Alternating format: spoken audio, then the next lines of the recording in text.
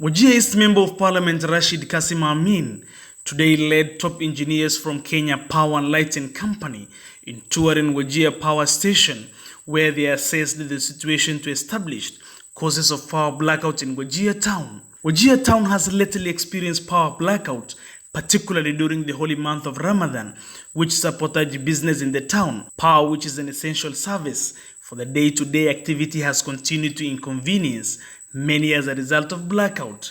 The Wajir East MP first expressed sympathy with the people of Wajir Town for the power blackout, especially in the last 2 months, which made things difficult during this era of COVID-19 pandemic. COVID-19 has caused both death and economic destruction across the globe. The MP said Wajir people have seriously been affected by the power challenges.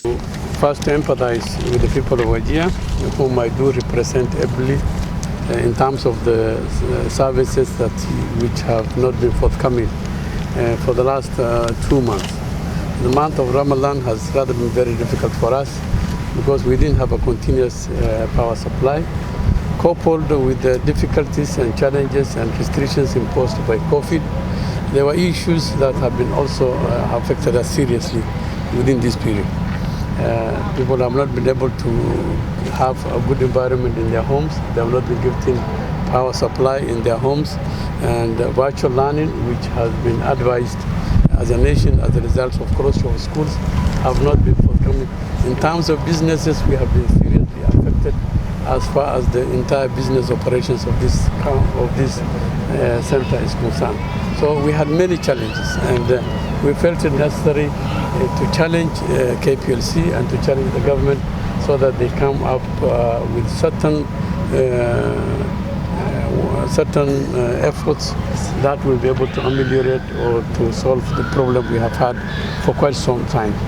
So I will want to empathize with the people of Wajir, and particularly the people whom I do represent, and Wajir is constituency, which house a number of constituents from other parts of the country. The lawmaker further disclosed he had reached President Kenyatta yesterday via phone, and the head of state confirmed he is fully aware of the challenges of the power blackout in Wajir Town.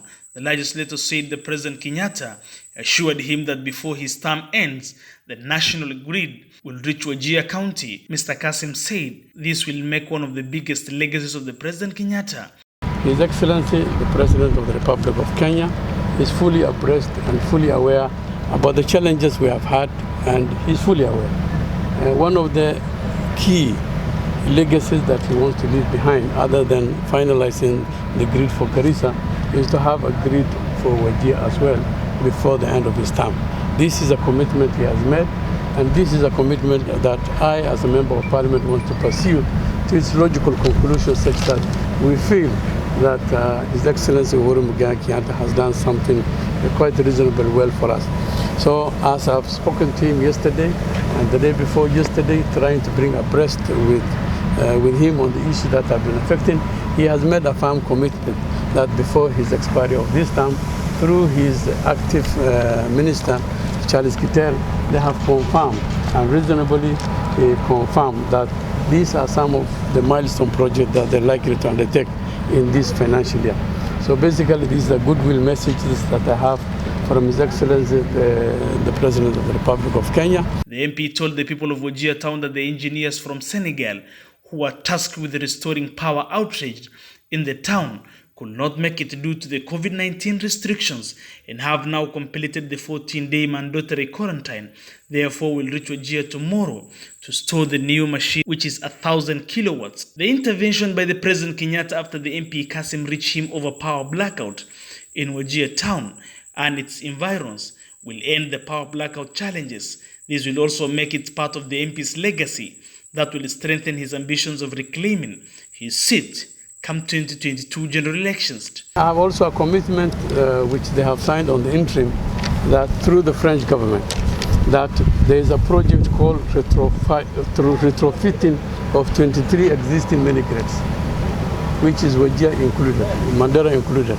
So basically, that is meant, is a funding which is up to a point of 3 million euros, which is about 3.7 billion.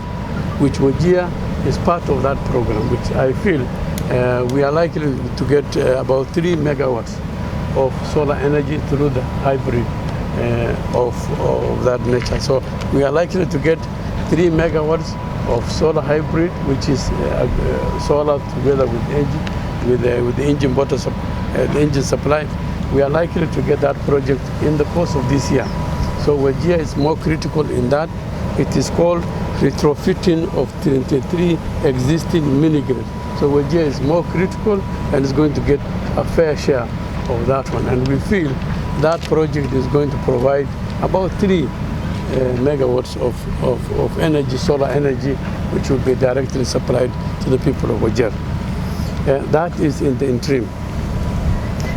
Currently, as far as stopgap measures are concerned, it is our indeed a great ambition for both public KPLC and for all of us to make sure that these old machines are restored. We have 3 machines which are large enough. One is currently serving us 1 megawatts, which is about that's about 1,000 kilowatts, and a small one which is about 400 kilowatts, which is a total of 1,400 kilowatts. But that is not good enough as far as the power demand of this town is concerned. So currently, there's a team that has been discharged from headquarters to service the machine which we have. Basically, they call it the Wasila machine, which has a capacity to provide 1,000 megawatts. That is about 1,000 kilowatts of energy. The team has been restricted because of the COVID, because you can see how the COVID has also hampered our movement and our operations as a nation. So basically, these officers were somewhere in Senegal when the COVID was imposed, restrictions were imposed, and they were held somewhere along the border of Tanzania. So they're able to be here with us tomorrow. They have completed their 14 days quarantine, and they have been cleared, and they're likely to be here with us tomorrow. They have left Nairobi this morning, and they will be here with us tomorrow to restore the machine, which has a capacity to provide 1,000 kilowatts.